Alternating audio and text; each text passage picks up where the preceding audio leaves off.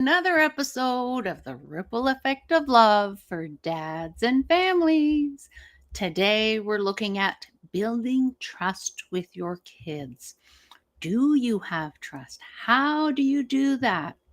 Let's see what comes up today to support you on that journey. I'm Christine Bernard, stress management coach, and much more.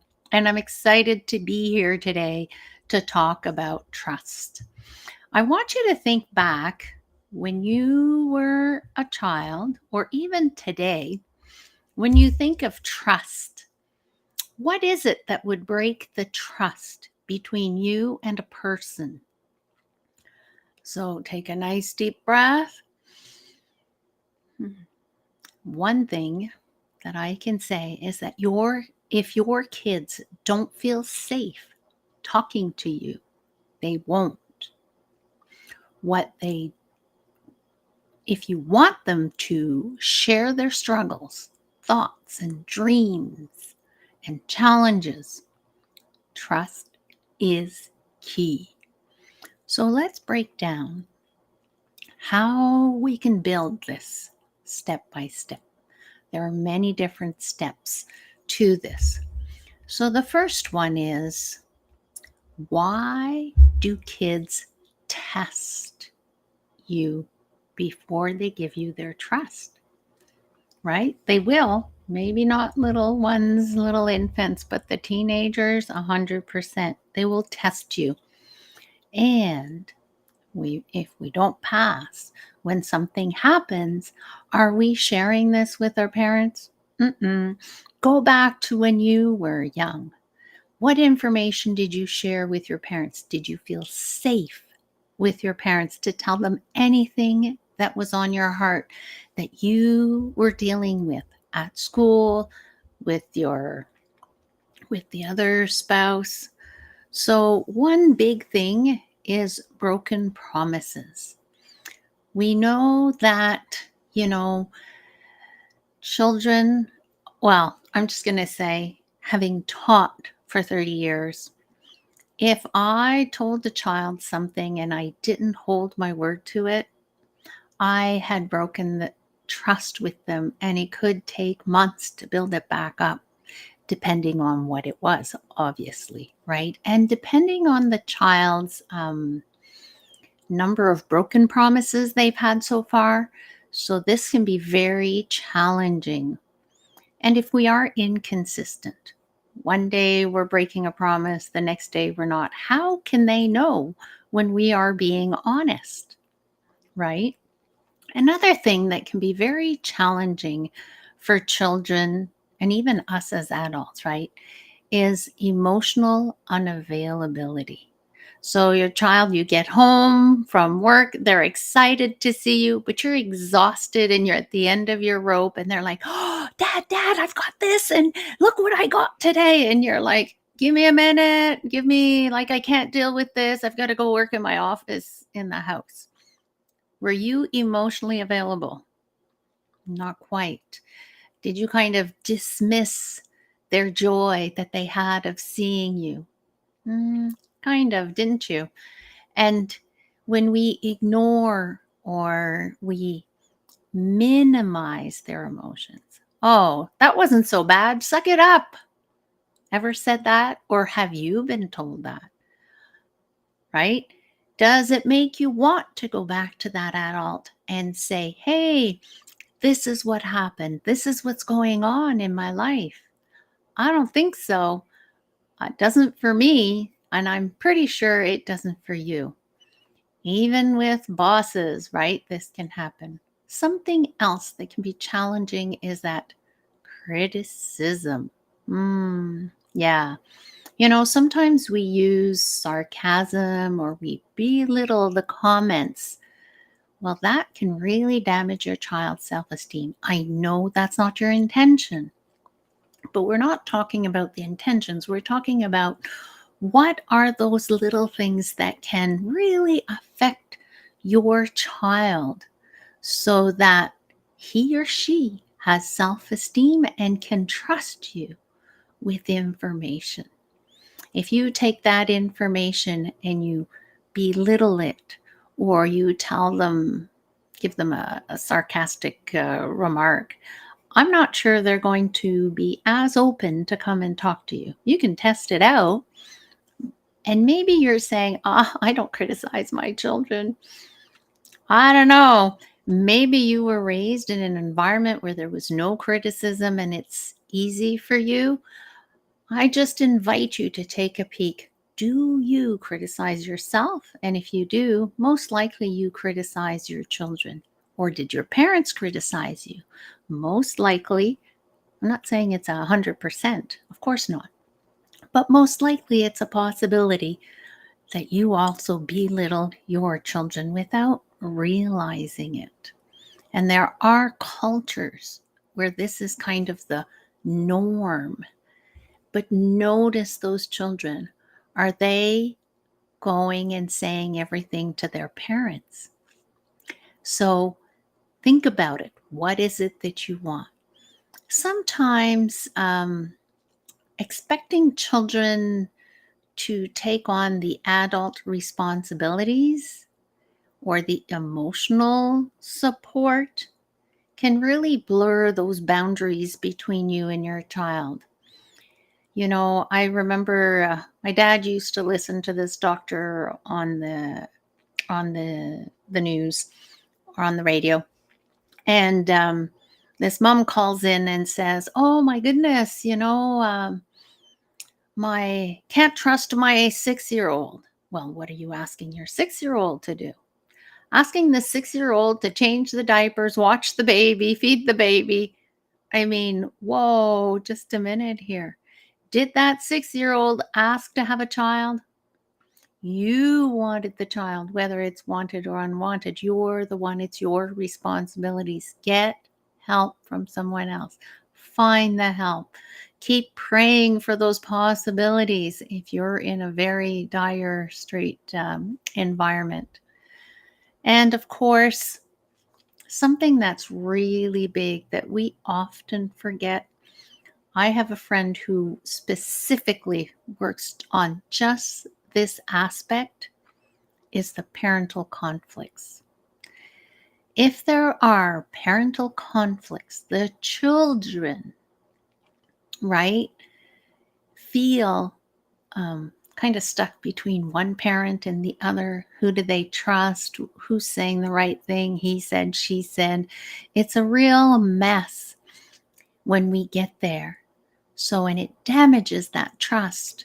So what can we do as a parent if we are going through, and it's normal in your relationship to have conflicts with your spouse, but how are you dealing with them is the most important thing.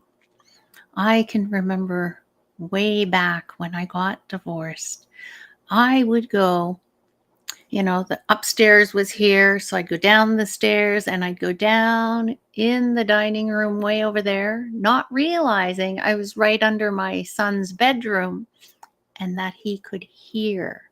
And I would call a friend to vent just to get rid of all my anger. And so I wouldn't put it on the kids. But in the end, because he could hear my conversation, it created a lot of anger within him, which was normal, right?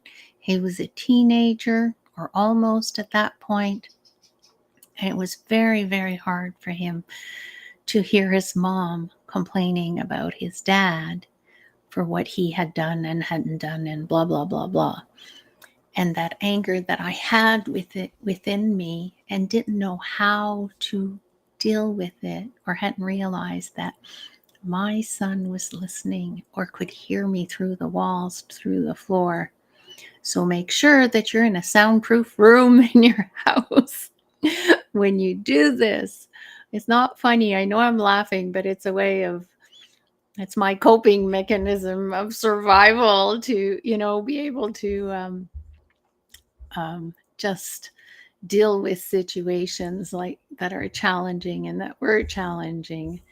And so you can tell that my brain is going into a little bit of survival mode right now. So let's snap, tap, relax, and exhale. Now, this helps me get grounded again, get back into the present moment, and continue the conversation in a more focused way. I need to do it one more time. And this is how you use the snap, tap, zap. So I will talk about it again in a few minutes to see how you can even do this. So, what are those biggest trust breakers, right? The biggest ones: breaking your promises, being emotionally unavailable to your children, the criticism or humor, like sarcastic humor. There's confusion by who's the parent. Is the child being the parent?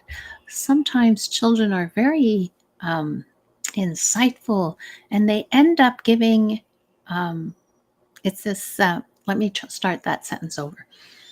There's this belief, anyway, here in the province of Quebec, I've observed this a lot, where the parent wants to be the child's friend.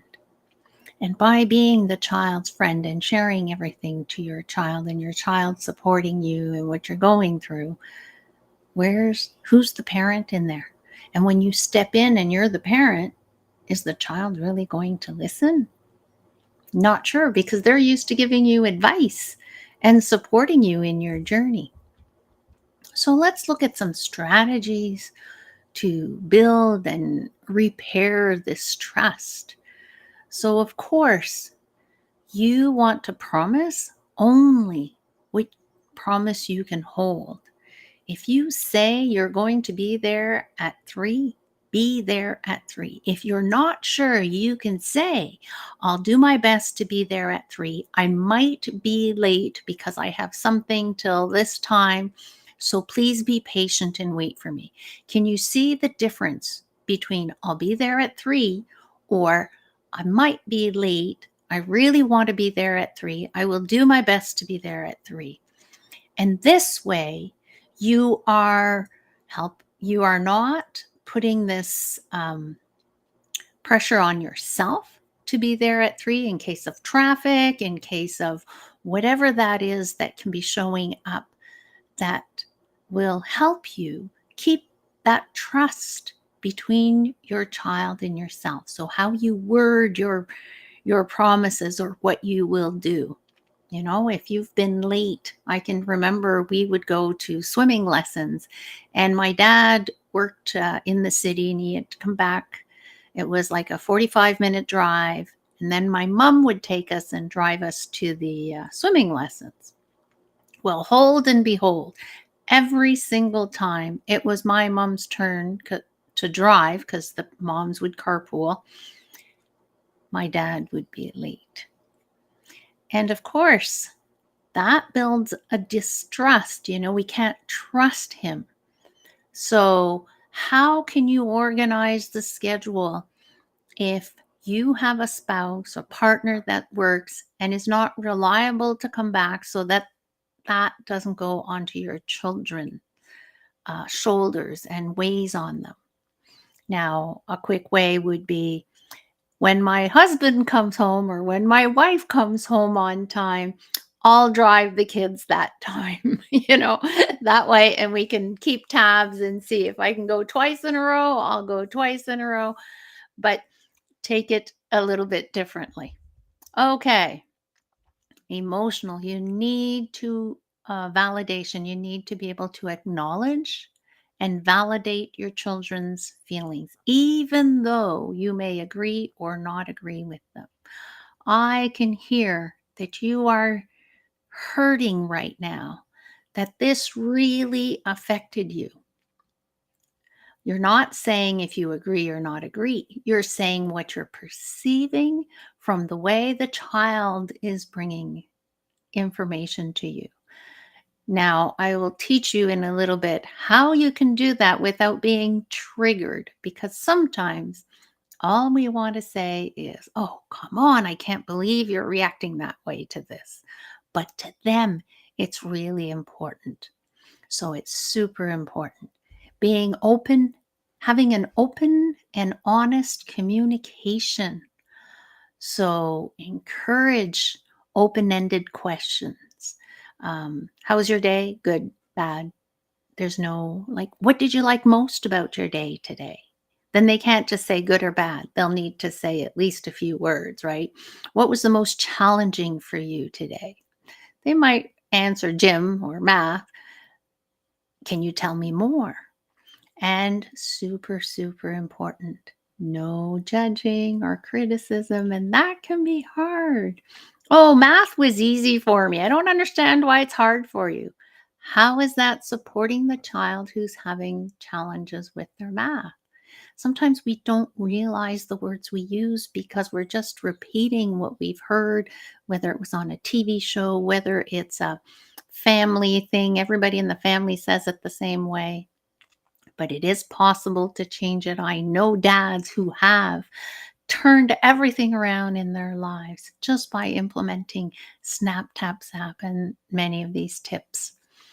You need to respect your child's independence and support them, like by giving them choices where they can, um, make some decisions. They need to learn to make decisions.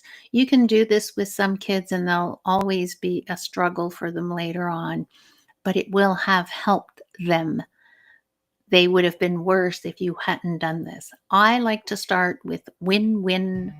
Um, Win-win. What is it that I was going to say?